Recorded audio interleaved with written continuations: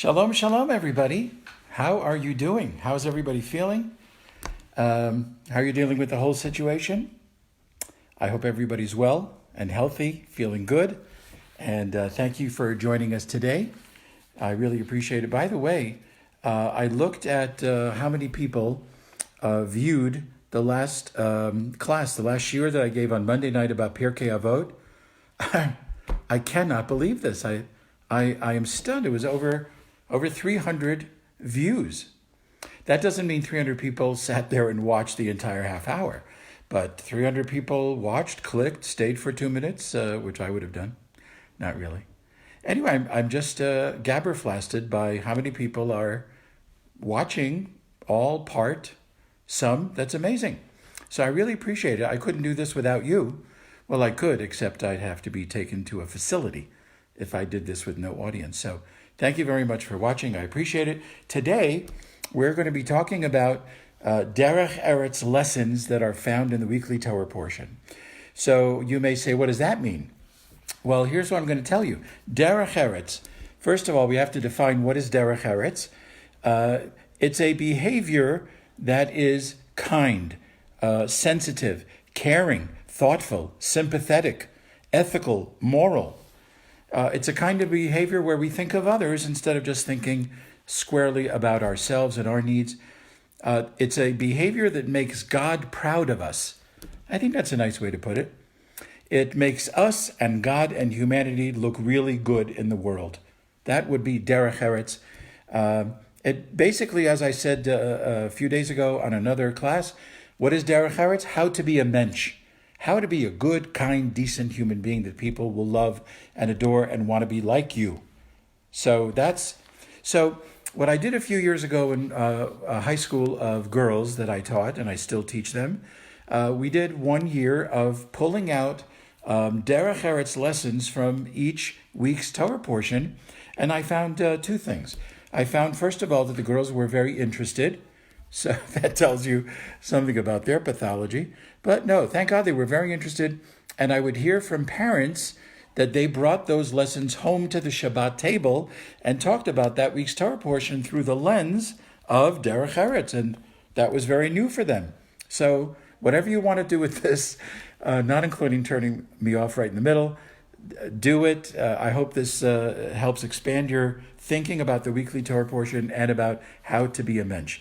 So, first of all, I want to dedicate today this session to all of those who are sick with the virus, sick with all kinds of things, and wish all of them a complete and a speedy recovery. Amen, amen. I hear everybody who's now on saying amen. God willing, that will be the case. The other thing I wanted to say before jumping into the first of 5 lessons is that Derech Eretz lessons are not that identified in the Torah. Now, while it's true that a lot of the Torah teaches us how to be a mensch, how to do things properly, how to do things in a godly, heavenly, divine way, no question that the Torah teaches that, but often there are narratives that don't necessarily teach that.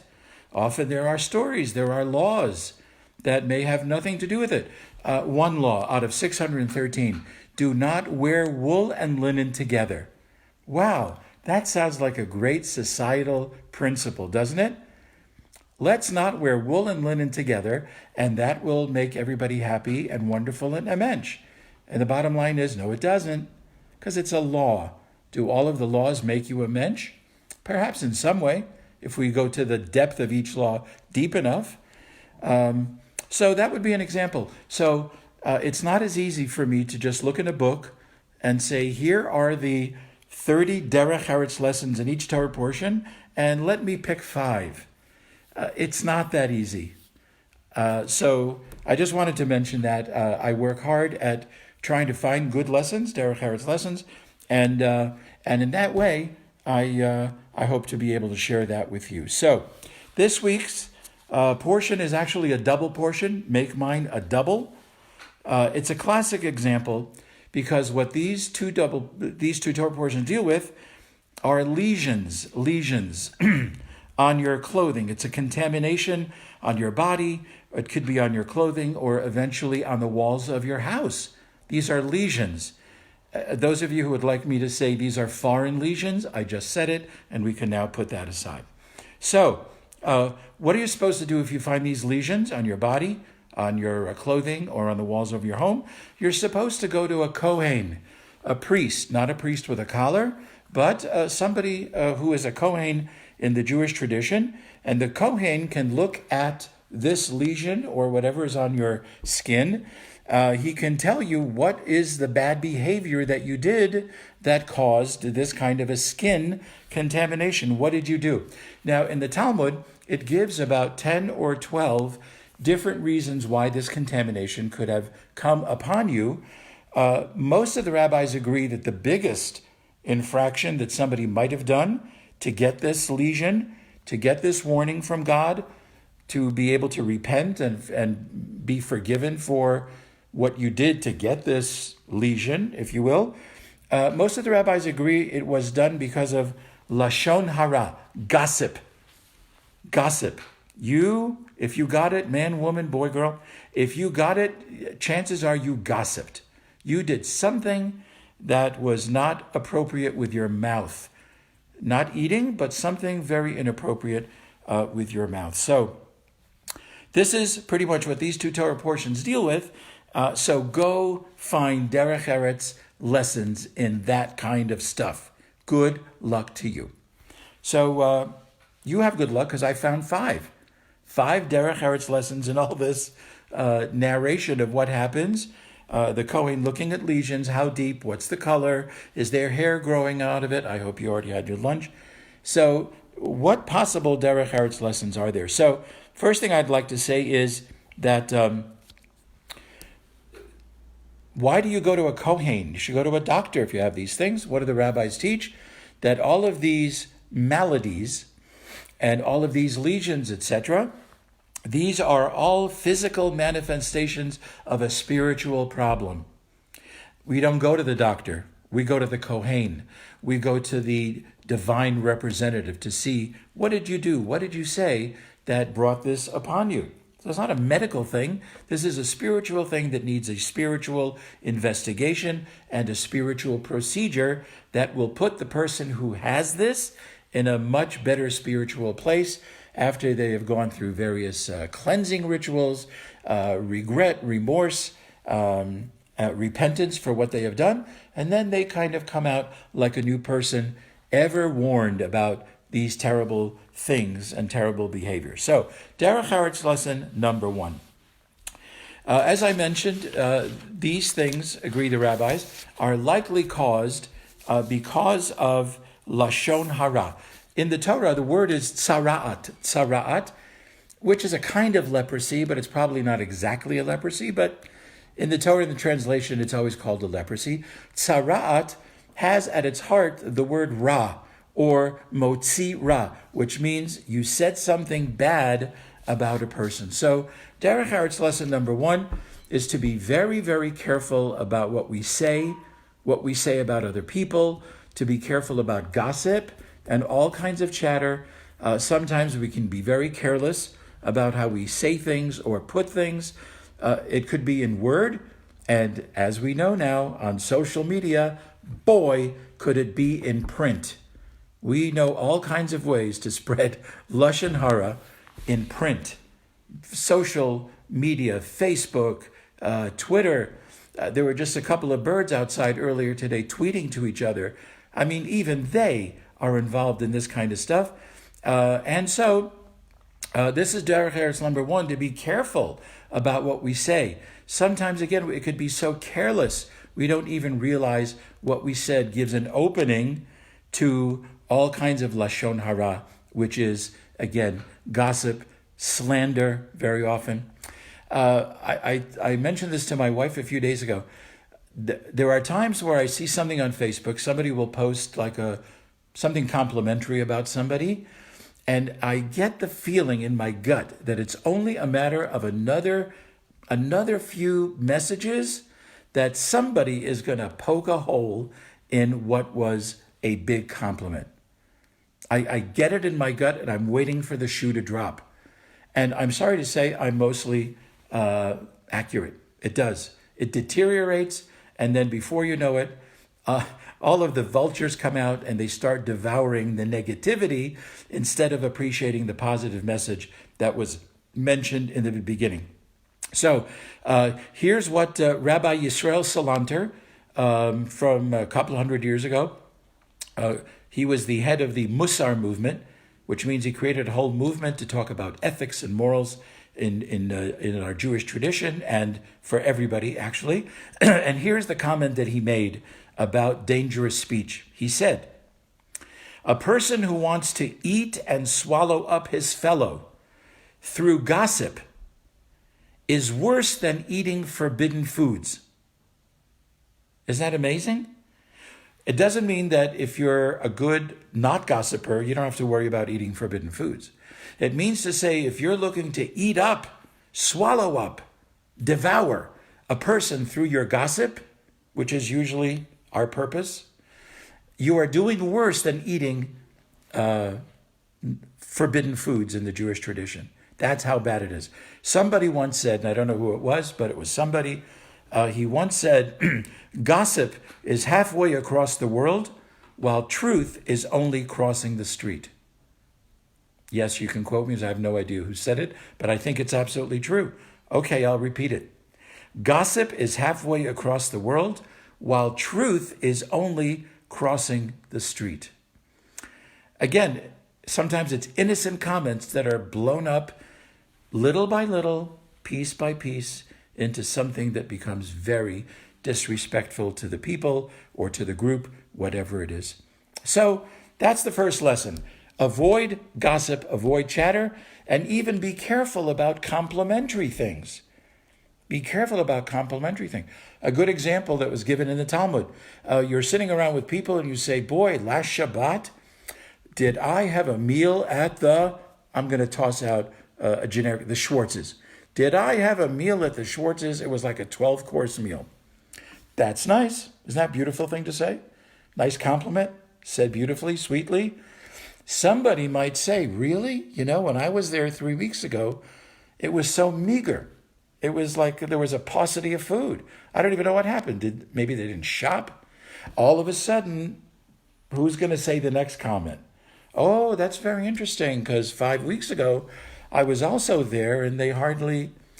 What did you mean? You meant a nice, menschy comment, but it can be misunderstood, misconstrued, or misinterpreted. So, lesson number 1 in these 2 Torah portions this week is to be extremely careful about gossip, slander, things that we say in word or in print. I think it's enough said, because I want to move... Oh, boy. I want to move on to the other 4, which I may have to contract a little bit, given that we only are here for 30 minutes, unless you beg for more. From the last time on Monday night, several people said, oh, I wish it was an hour. Okay. I think in Germany they add an hour, or at least they used to. Lesson number 2.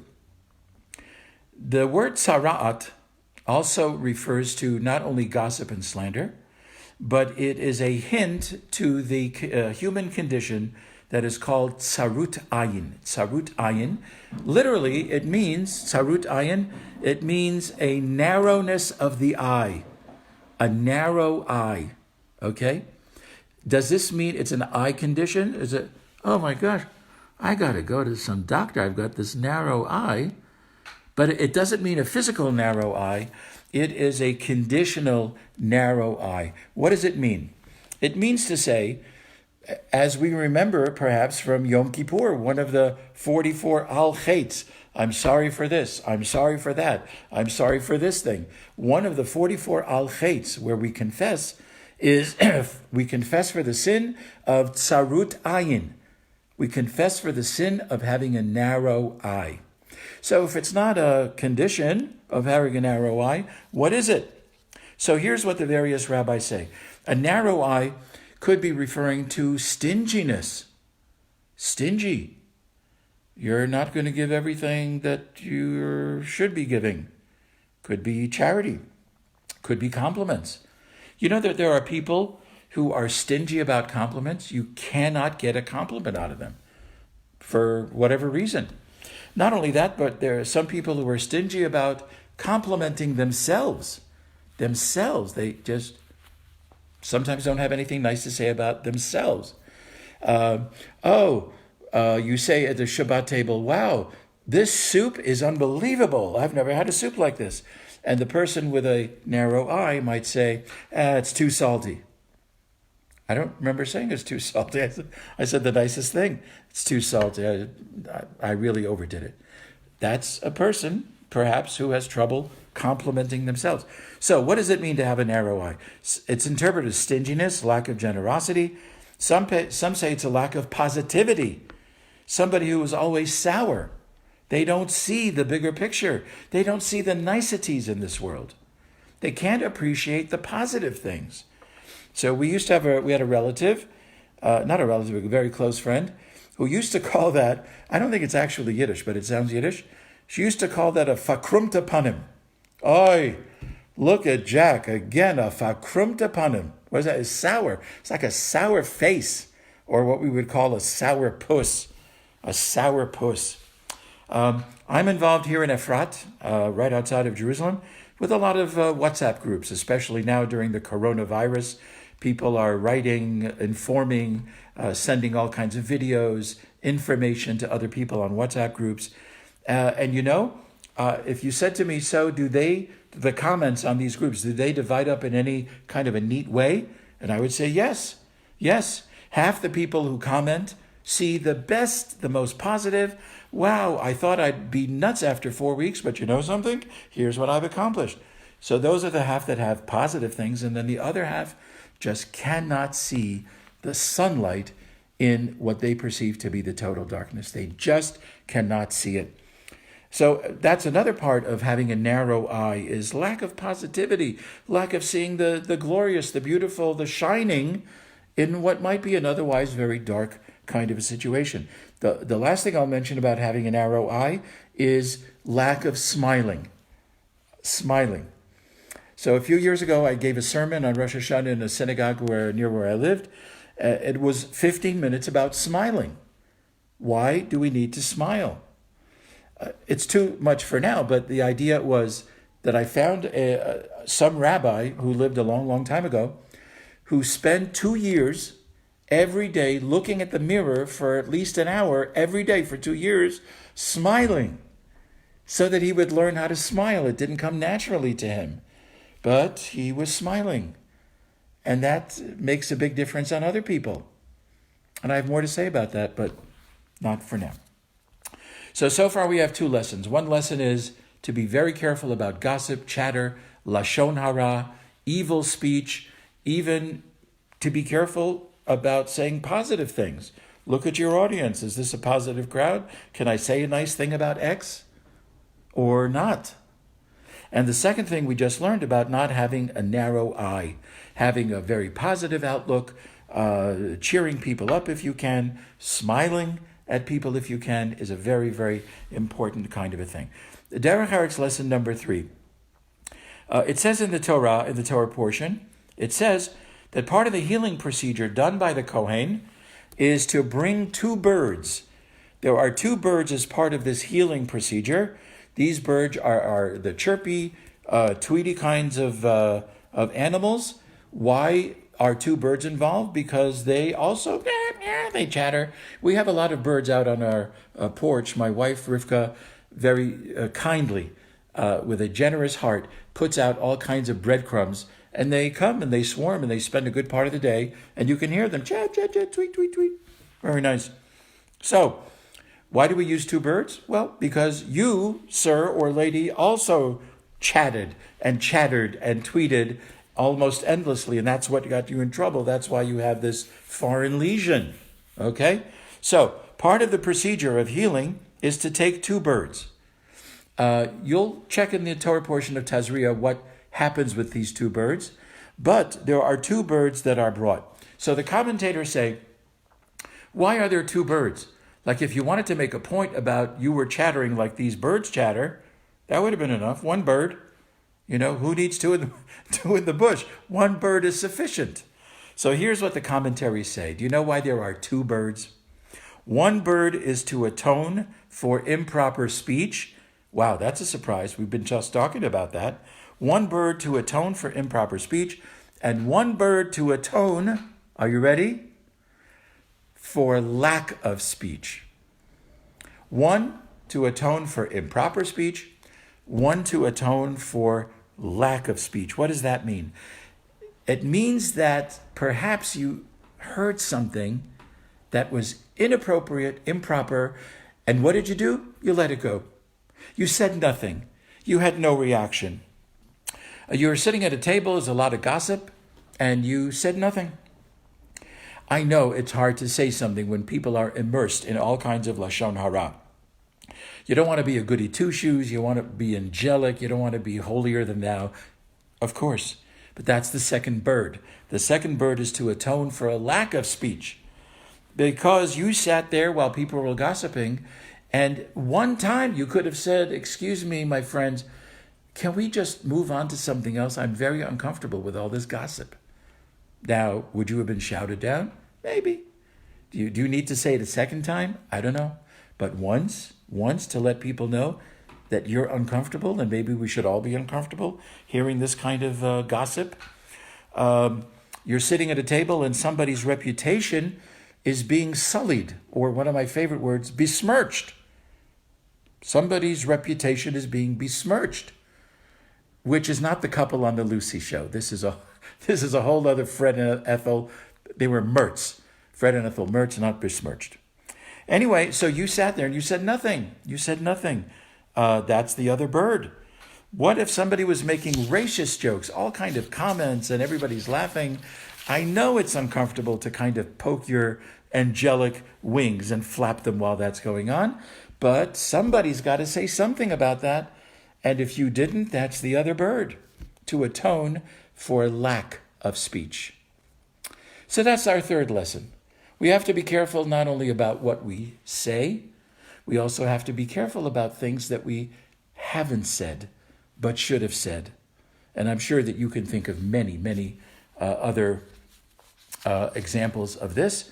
And if we had more time, I would probably elaborate a little bit more. But I'm looking at my watch, we have 2 more lessons, 2 more Derech Eretz lessons. By the way, it is a Derech Eretz thing to finish when you say you finish. So if I've said 30 minutes, I think it's Derech Eretz not to pull it into 45 minutes. Yet. Number 4, Derech Eretz number 4. The Torah teaches that a person is contaminated with this kind of a skin disease as a warning to not continue that behavior. So if you didn't get the message while it was on your skin, you'll get the message while it's on your clothing. It's a little removed from your skin. If you didn't get it by then, you may get it as lesions and all kinds of contaminations on the walls of your home. By the way, this is a blessing. Can you imagine if nowadays, before we were ready to do something or say something that wasn't exactly spiritual or divine or acceptable, that we had some kind, something like that, or like something, piercing our forehead, coming out of nowhere? I would love that. But we don't have that. But back then, in the biblical days, they had these early warning systems. Thank you for not asking me, were they useful? Did they work? I don't know. If you know, you can let me know. Anyway, Derech Eretz lesson number 4. The person is contaminated. The Kohen tells this person what the contamination is and why this contamination happened. The Torah says that the person has to wear clothing that looks like they're in mourning, mourning. They have to be in a state of grief over the terrible things that they caused with their speech or with their very narrow eye or lack of positivity, or they didn't speak up at the right moment where they should have said something, but they didn't. So the Torah says that a person has to be dressed in a certain way, look a certain way, and that as they're moving about on their way to be isolated, quarantined, isn't that interesting today? Isolation, quarantine. They have to yell out, in the Torah's word, tameh, tameh. What is tameh? Tameh is I'm contaminated. I'm contaminated. That's what they have to do. Tameh, tameh. They have to call out both words. So the commentators say, isn't that very interesting? Is that because they want to say to people like a waiter, hot soup, hot soup? like it's a warning. Don't come near me. Don't bang into me. You're going to get hot soup all over you. Is that why he says, tameh, tameh, I'm contaminated twice? Wouldn't one have been enough? So some commentaries say, he means it to shout it out to people to be careful, don't come near me. Another way, I got cooties. Remember cooties? I don't know what made me think of that. Anyway, here's what one commentary says about this tameh, tameh. I'm contaminated twice. This commentary says, and I'll say it in Hebrew, then I'll translate it into Sanskrit or English. Mi shehu tameh, one who is himself or herself contaminated, korei umefarsem, shouts out and publicizes tum'at acherim. They publicize the contamination of others. How do you like that? It means to say that one who is contaminated can see another's contamination. Here's another way to put it. What we see as a fault or shortcoming in others, tameh, your tameh, is likely the same faults and shortcomings that we have in ourselves. Only the tameh can know who else is tameh. It's another way of saying any fault or lack in others, their shortcomings are easier to see than our own. And so the fourth Derech Eretz lesson is, do not fault or blame. Don't quickly resort to finger pointing. Why? First, fix it in yourself. Because if you're calling out other people with X, Y, and Z, introspect, look inside. It's very likely you've got the same features as what you're calling out in another person. It's another way of saying you have a group of people that are going to give testimony, and you have to figure out which one is the liar. Who is lying in their testimony? You know who's a good judge of that? Another liar. A liar knows another liar. They know who's lying. Somebody who's a cheater on whatever, they know who else is cheating. A cheater knows who's cheating. So this is Derech Eretz lesson number 4. Not only should you not blame, finger point, mention other people's shortcomings, etc., there might be times to do it in private with gentle words in that way, but the Derech Eretz lesson is, first fix it in you. Then should you go fix it in others? Quietly, maybe, privately, not to shout it out or post it. But first look inside, introspect. That is Derech Eretz lesson for yourself, number 4. What you're saying about others is likely, always, likely true about you as well. So do your personal inventory and see how you are doing.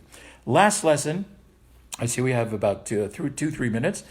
The last lesson is a beautiful lesson as well. It says regarding this procedure, if somebody has these lesions or contaminations, it says, and I'm reading directly now from chapter 13 in the book of Vayikra, the book of Leviticus, chapter 13, verse 3. It may not be chapter 13. It could be, I think it is, but I'm not sure. Verse 3. It says the following: the Kohen shall look at the affliction of the skin on his flesh. If hair in the affliction is changed to white, and the affliction's appearance is deeper than the skin of the flesh, it is tzara'at, meaning it is definitely this kind of tzara'at, leprosy, whatever you want to call it. It is this skin disease for the following reasons, whatever it is. Then the verse continues, the Kohen shall look at it and declare him contaminated. Here's what the rabbis want to know. In one verse, it says twice, he shall look at him. He shall look at him to determine, etc., etc., and he shall look at him and declare him contaminated. So the rabbis want to know, what does it mean where it says twice in the same verse, and he shall look at him? The Hebrew words in Hebrew, vera'ah, he shall look at him, vera'ahu, and he shall look at him again and declare him contaminated. So, here's what Rabbi Yehoshua of Kutno, it's a city, I think, in Poland, he lived in the mid-1800s, he says, why does it say he shall look at him? He shall look at him twice. He says the Kohen has to see not only the blemishes, that's the first look at him, but also he has to look at the entirety of the person. That's the second look at him. Rabbi Simcha Meir Cohen of Dvinsk was known as the Meshech Chochma, Eastern Europe, early 20th century. This is what he says, very similar. The Kohen has to look at the lesion and then assess the situation and look at the person again and think of the bigger picture. Here's two examples. For example, he says, if somebody comes to a Kohen during the 7 days after a wedding, which is a time to rejoice, etc., if somebody comes and that person, the Kohen would declare, boy, do you have a lesion. Boy, are you contaminated because of the following bad behaviors that you did. If this happens during the 7th day of happiness and joy after the wedding, the Kohen does not need to declare it then. Why? Because there's a bigger picture. This is not the time for the person to go into isolation. Or if this person presents these kind of signs to a Kohen during a biblical festival, like Pesach, 7 days in Israel, 8 days everywhere else, or Sukkot, 7 days in Israel, 8 days everywhere else, if they present this evidence on their skin during a biblical holiday, which is 7 days long, which is happy, joyous, the Kohen does not need to declare him contaminated during those 7 days. And all this points out to the last point I'm going to make about this Derech Eretz lesson number 5, timing. The timing has to be right. Not only in the way that the Kohen responds to the person, but I think this is a general principle for all of us in our human relationships. The timing has to be right. What would be a good example? And then we'll wish each other a good night or a good day, depending on where you are. Is a good example. Somebody comes home after a long, hard day and says to the spouse, oh, you got to listen to this. Oh, my God. And they go into a whole half hour. You know what would be Derech Eretz? And I'm happy to say my wife and I practice this 100% of the time. One of us has got something on our minds, whatever, work, relationships, each other, whatever it is. We will always say to the other, even though we're plotting to sit down and unload, one of us will say to the other, is this a good time to talk? Is this a good time? And you know something? It really works every time. Sometimes one of us will say, you know, honey, this is not a great time, but in about 10 minutes, it'll be a perfect time. Or, you know, honey, I'm sorry, this is not a perfect time, but in about 4 years, it'll be a fabulous time. No, really, you have to look at the bigger picture. So double looking. You have to look at the lesion and then look at the person and determine how is the news of what you have to say to that person going to hit them. Are they fragile? You have to be careful how you break the news. Are they strong? And you don't have to be so careful. You just have to say whatever it is and say it. So I think this is another beautiful lesson of Derech Eretz, to not only see the thing, but also see the person. See who you're dealing with. See what needs to be done. See what the relationship is all about. And I think that's a beautiful lesson. Anyway, dear friends, I'm a little bit over time. I'm sorry. I want to wish all of you a beautiful evening or a beautiful rest of the day, wherever you is. I appreciate all of you listening. I'm going to take a look at the comments a little bit later tonight. And again, thank you so much. I'll try to answer any questions that are appearing on this thread. Next Monday night, again, 8:30, 1:30, 8:30 here, 1:30 Eastern Time in America. I will be doing my weekly Pirkei Avot, Ethics of the Fathers, for a half hour. And then again, a week from today, Wednesday nights, 8:30, 1:30, I'll be teaching about 5 Derech Eretz lessons in the weekly Torah portion. Again, thank you for being with me. I hope this moves your week in many positive ways. Take care, be healthy, be safe, be well, and shalom, everybody.